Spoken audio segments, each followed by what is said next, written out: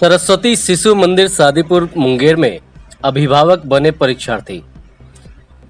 सरस्वती शिशु मंदिर सादीपुर मुंगेर में आज अखिल भारतीय संस्कृति ज्ञान परीक्षा कुरुक्षेत्र द्वारा आयोजित प्रवेशिका परीक्षा में अभिभावकों ने भाग लिया। आज विद्यालय में बड़ा ही आनंदित अवसर तब आया जब अभिभावक उसी विद्यालय में परीक्षार्थी के रूप में पहुंचे जहां उनके बच्चे पठन पाठन करते हैं। अभिभावकों ने कहा कि इस प्रकार की परीक्षा का आयोजन होने से हम सबों को अपनी संस्कृति से संबंधित अधिक जानकारी प्राप्त होती है, इसलिए समय समय पर इस प्रकार की परीक्षा का आयोजन होते रहना चाहिए। अभिभावकों में बड़े ही उत्साह का माहौल देखने को मिला। इस परीक्षा के संबंध में विद्यालय के प्रधानाचार्य अखिलेश पांडे ने कहा कि इस परीक्षा के माध्यम से हम लोगों को अपनी संस्कृति, अपनी धरोहर एवं अपने मनुष्यों के त्याग तपस्या के बारे में विशेष जानकारी प्राप्त होती है।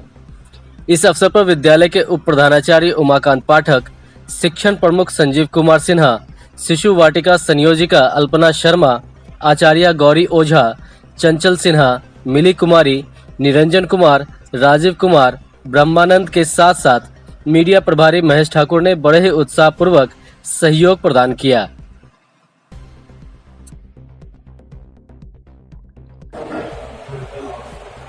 जिस स्थान पर आपके बाल्य और बाल्या बैठकर पठन पाठन, अध्ययन अध्यापन का कार्य करते हैं, आप उसी स्थान पर बैठकर एक परीक्षार्थी के रूप में परीक्षा दे रहे हैं। इससे खुशी की बात क्या हो सकती है? ये आनंद का विषय है। और ये परीक्षा आप क्या जानते हैं, क्या समझते हैं, कहाँ तक आपकी जानकारी है, ये जानना हमारा उद्देश्य नहीं है। इस परीक्षा का उद्देश्य है आपसे मिलना, आपके साथ बैठना, आपको अपनी संस्कृति के बारे में, अपनी परंपरा के बारे में, अपने जो भारतीय उत्सव है, जो त्योहार है, जो भारतीय धरोहर है, जो हमें जीवन में आगे बढ़ने के लिए प्रेरित करते हैं, उसके बारे में हम कितना जानते हैं, कितना समझते हैं, उसके लिए आपको एक पुस्तिका उपलब्ध कराई गई है। और उस पुस्तिका में ये सारी बातें लिखी गई है, उन सारी बातों का वर्णन है।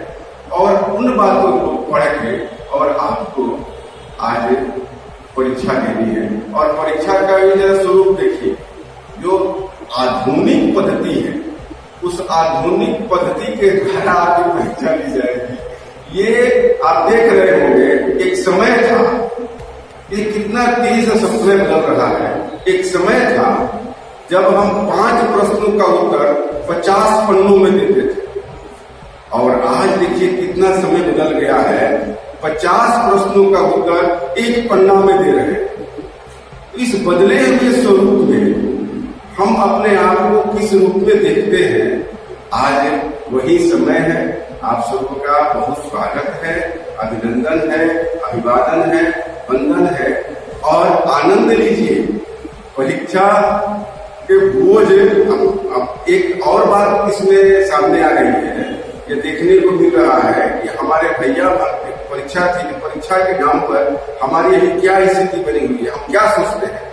तो मुझे लगता है कि हमारे जो छोटे छोटे भैया बहन हैं, उनके मन में भी ये बात आती होगी, उनके मन में भी ये ऐसा लगता होगा। तो एक बार आप सबों को इस रूप में देखकर विद्यालय परिवार आनंदित है, उत्साहित है, उल्सित है, प्रसन्नचित है। और ये प्रसन्नता विद्यालय परिवार को मिलता रहे। इसी सहयोग के साथ 9 बजने वाले हैं और ठीक 9 बजे से परीक्षा प्रारंभ होने वाली है। तो अब 9 बजने वाले हैं। मैं अपने शिक्षक बंधु भगिनी से आग्रह करूंगा कि जो भी OMR सीट भरने में कहीं अगर अभिभावक को परेशानी होगी, निश्चित रूप से आप एक एक करके भरवाएंगे, एक एक के पास जाएंगे, उनको समझाएंगे, बताएंगे, दिखाएंगे। और आनंद पूर्वक, इसको बहुत बोझ के रूप में नहीं लेना है। ये बहुत ही श्रेणी इससे नहीं बनने वाली है। प्रथम द्वितीय तृतीय ऐसा कुछ नहीं है। बस आप आ गए, प्रथम हो गए, ऐसा हम सबको मानना है। आप सबका बहुत बहुत आभार, नमस्कार। जिस विद्यालय में आपके बच्चे पठन पाठन और परीक्षाएं दे रहे हैं, उसी विद्यालय में आज अभिभावकों को भी एक परीक्षार्थी के रूप में आना पड़ा और उन्होंने भी आज परीक्षा दी है एक परीक्षार्थी के रूप में, और अपने बच्चे के स्कूल में कैसा अनुभव हो रहा है बताइए। अच्छा अनुभव हो रहा है, मतलब हम कुछ नया सीखेंगे तो इससे बच्चे लोगों को भी सीखने को प्रेरित कर सकते हैं, इसलिए ये एग्ज़ाम रखा जाएगा हर वर्ष। हम अभिभावकों के लिए एग्ज़ाम का व्यवस्था हर साल कभी इसका व्यवस्था किया जाए। कहेंगे इस बारे में? ये तो अपना स्टूडेंट लाइफ याद आ गया। अभी तो हम लोग बच्चे को प्रेशर देते हैं कि चलो एग्जाम है, पढ़ाई क्यों नहीं कर रहे हो, पढ़ाई क्यों नहीं कर रहे हो। तब तो हम लोगों को बड़ा मजा आता है, और अभी एग्जाम देने के समय में पता चला कि बच्चों पे कितना प्रेशर रहता है, वो लोग क्या फील करते हैं। इसलिए बच्चों के ऊपर कम प्रेशर देते हुए हम लोग उसे अच्छी तैयारी कराएं, और बच्चों के साथ साथ हम लोग भी अपने स्टूडेंट लाइफ को बरकरार रखें, मेंटेन रखें। और इसका माध्यम विद्यालय एक अच्छा है, हम लोगों को इसको क्या बोलते हैं, पार्टिसिपेट कराते रहेगा तो हम लोग खुद रिकॉग्नाइज करते रहेंगे, हम लोगों का आदत बना रहेगा। बस तो बहुत। इसमें प्रश्न क्या किस प्रकार से आया, इसका जो संस्कृति ज्ञान परीक्षा जो हुई, इसमें प्रश्न इसी प्रकार से आया है कि हमारा भारत जो है, जिस प्रकार हमारे घर के बारे में हम लोग जानकारी रखते हैं कि हमारे घर में कौन सी चीजें कहाँ है, हमारे घर में कितने सदस्य हैं, उसी प्रकार से भारत हमारा देश है। हमारे देश में कौन सी चीजें कहाँ है, किधर स्थित है, कौन सी नदियां हैं, किस प्रकार के राजा हुए, किनका जन्म कब हुआ, इसी प्रकार से प्रश्न आता है।